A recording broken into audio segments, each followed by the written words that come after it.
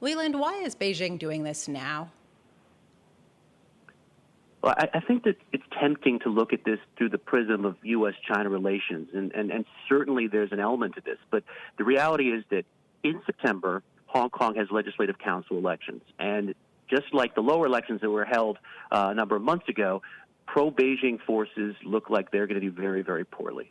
So if you're ever going to sort of tighten the screws and put in some stronger laws that give Beijing control and make sure that Beijing's not embarrassed in September, you really have to act now this summer in order to change the landscape so that Beijing is not embarrassed in September.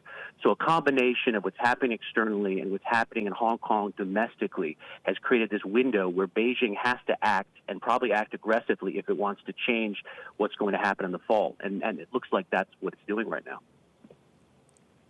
John and I were talking throughout the morning about how markets are pretty much shrugging off a repeat of what we saw in recent years with respect to the rising tensions between the U.S. and China over trade. A lot of people saying phase one trade agreement still on, both countries need it. You're saying it's basically dead in the water. Why do you say that?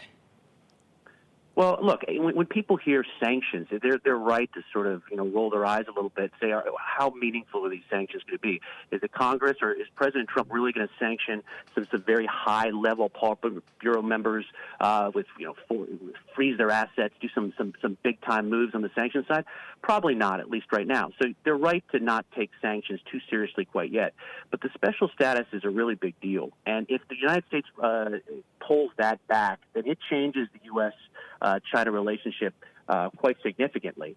And look, it reflects the overall deterioration of the U.S.-China relationship going into the fall. I mean, it's getting very, very toxic. And, my belief is it's going to be very hard for the president to stand by the phase one deal.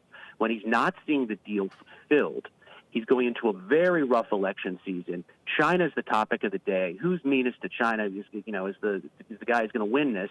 And he's going to have to stand by the deal until he can't. So I think phase one is in real trouble. I think it's likely we don't see it survive the election. And this is just a reflection of the overall toxicity of the relationship right now.